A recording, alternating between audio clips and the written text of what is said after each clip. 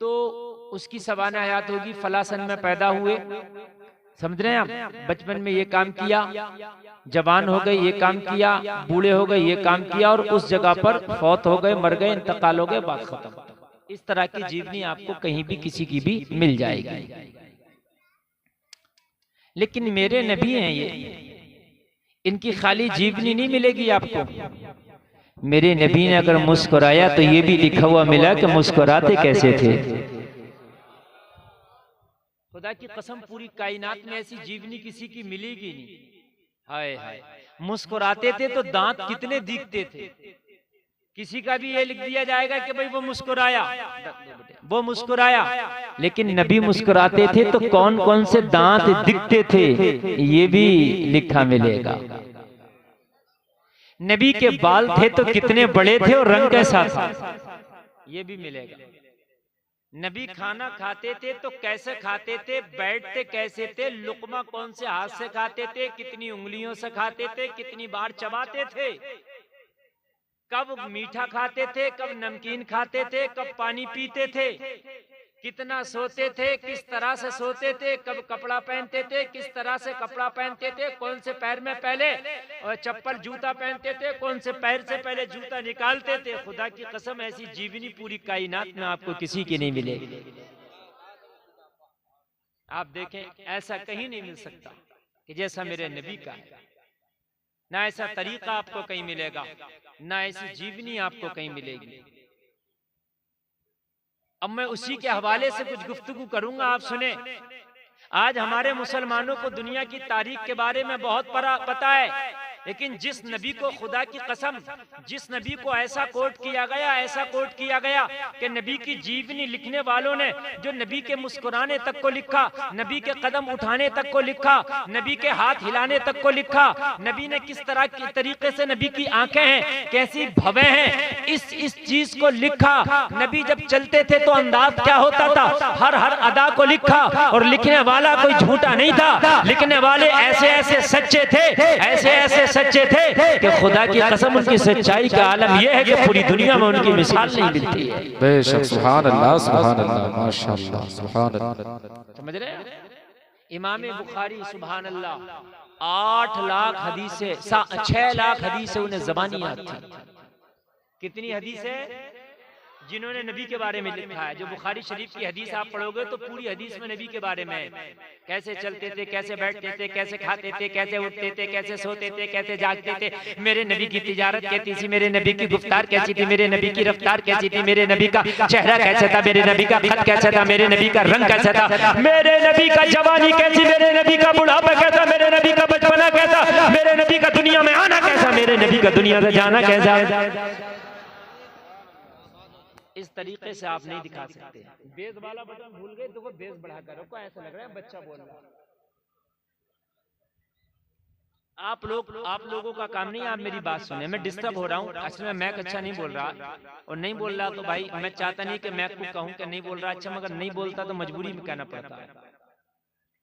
ऐसी जीवनी खुदा की कसम, चाहे कोई बॉलीवुड का मास्टर रहा हो, हॉलीवुड का मास्टर रहा हो, दुनिया का मास्टर रहा हो, ऐसी जीवनी नहीं मिलेगी जैसे मेरे मुस्तफा की मिलेगी। सुभान अल्लाह।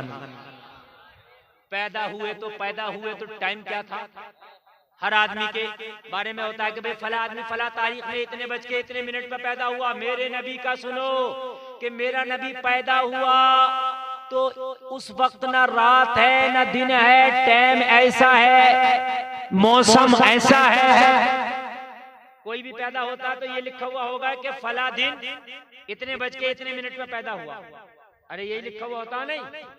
लेकिन कुर्बान जाएं, आपके नबी के बारे में जब लिखा तो टाइम लिखा, आपके नबी के बारे में लिखा तो टाइम लिखा, और ये भी लिखा कि मौसम कैसा था, ठंडा था, गरम था, नरम था, कैसा था। तुम्हारे नबी के बारे में यहाँ तक लिखा है कि जब नबी दुनिया में तशरीफ लाए तो न मौसम ठंडा था न मौसम गरम। अरे मत खाओ खाना, ठंडा चला। मैं बिल्कुल अच्छा कसम से नहीं बोल रहा, तुम यार मैं तो क्या कर रहा। न मौसम ठंडा था न गर्म था, नबी तशरीफ लाए तो। मुसलमानों, तुम्हारे नबी की आमद का एक एक लम्हा आज भी ऐसे कैद है। उस वक्त न कैसेट है, न अखबार है, न वीडियो है, न ऑडियो है, न कैमरा है, न मोबाइल है जिसमें कैद किया जाए, कुछ नहीं था ना। मगर फिर भी नबी का एक एक लम्हा ऐसा कैद है कि आज का डिजिटल दौर भी मेरे नबी के सामने फेल है। सुभान अल्लाह बोल दो।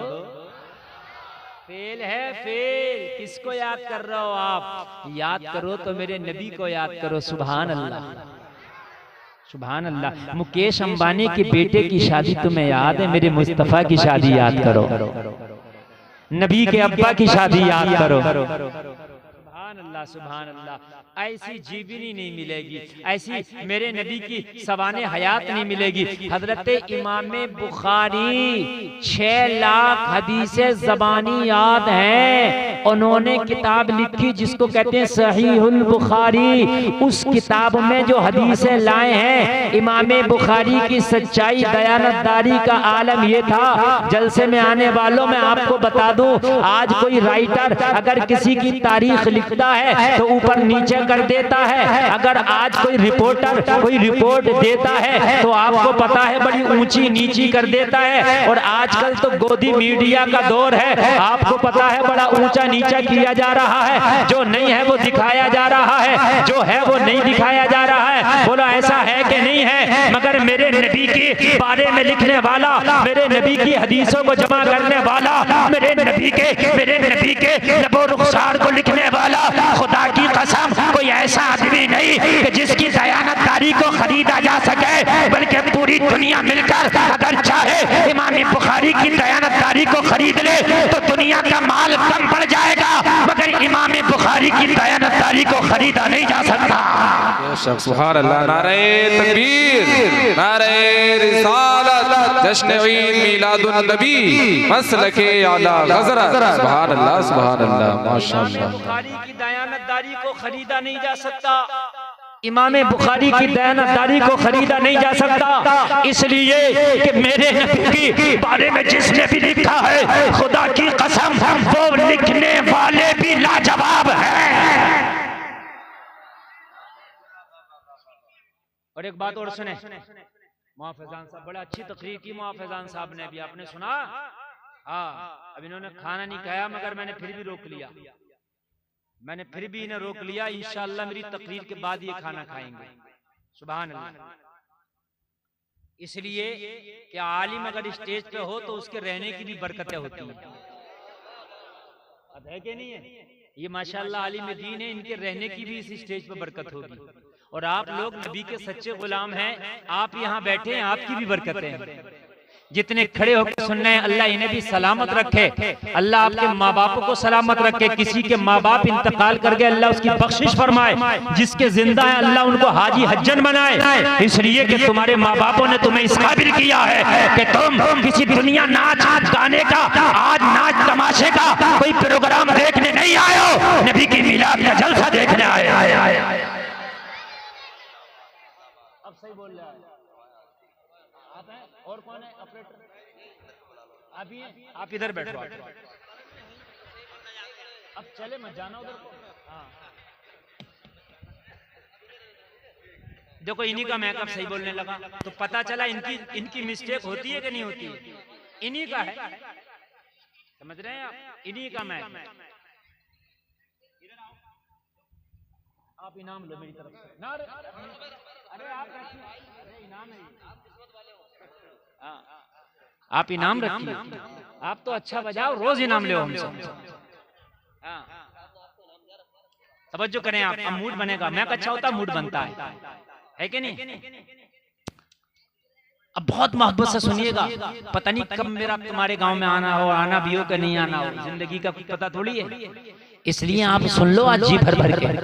आपने मोबाइलों में सुना होगा, यूट्यूब पे सुना होगा, इंस्टा पे सुना होगा, लेकिन आज सुनो जी भर भर के।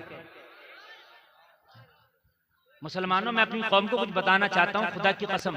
मैं पूरे हिंदुस्तान का सफर कर रहा हूँ, इस वक्त बड़ा मुश्किल है सफर करना, मगर मैं सोच रहा हूँ अपनी कौम को कुछ बता के चला जाऊं।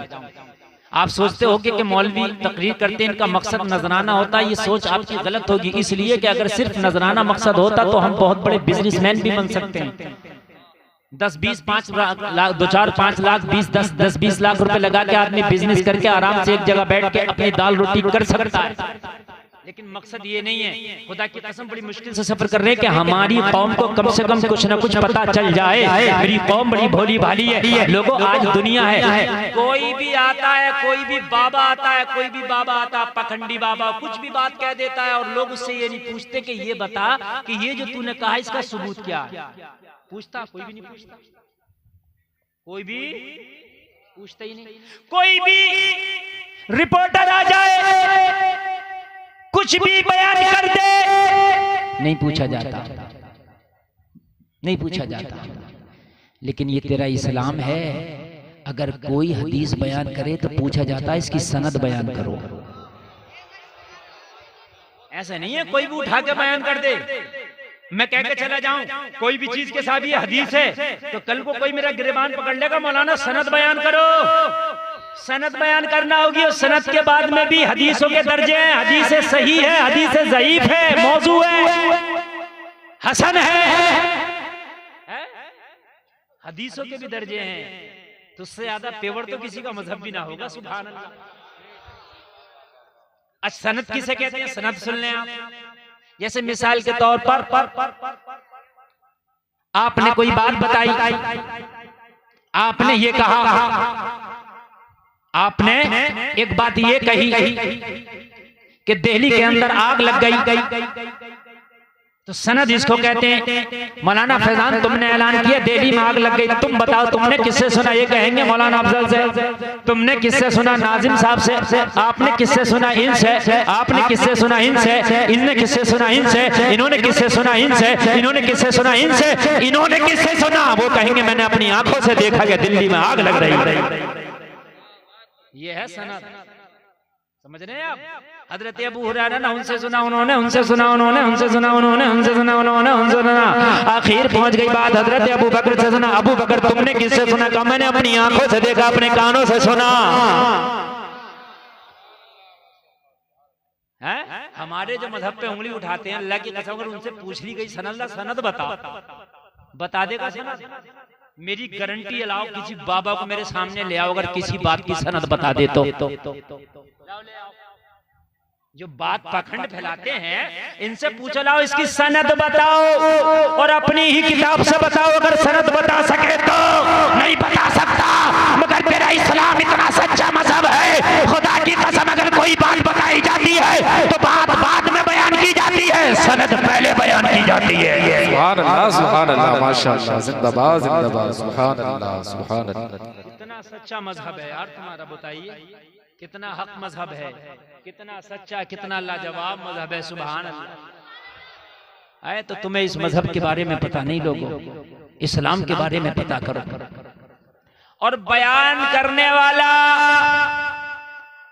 जिसने हम तक ये बातें पहुंचाई, जिन्होंने हदीसें लिखी, वो लिखने वाले कोई ऐरे गैरे लत्तू खैरे चंद सिक्के चंद दिरहम चंद दिनार में बिकने वाले नहीं थे, बल्कि खुदा की कसम उनकी हैसियत ये थी कि जिन्होंने बुखारी लिखी, जिसका नाम है इमाम बुखारी।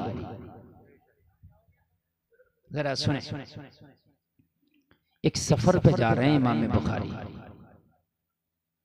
कश्ती में बैठे हैं, कश्ती में, और सफर पे जा रहे हैं।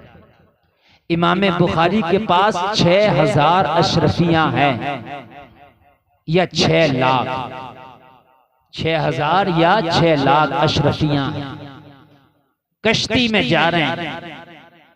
एक शख्स की नजर पड़ गई कि मौलाना आदमी और 6000 या 6 लाख अशरफियां इसके थैले में है। उसकी नीयत खराब हो गई, सोचने लगा कि अगर मैं दावा कर दूं ये अशरफियां मेरी हैं तो सारी कश्ती वाले ये बात मान जाएंगे, क्योंकि लोग सोचेंगे मौलवी पे कहां से आई इतनी अशरफियां, ये इसी की होंगी, मुझे मिल जाएंगी। और अगर फैसला भी होने लगा, आधे आधे पर फैसला हुआ तो आधी तो फिर भी मिल जाएगी, आदि तो जैसे आज के जमाने में होता है, अगर मामला पंचायत पे आ जाए, किसी का माल किसी ने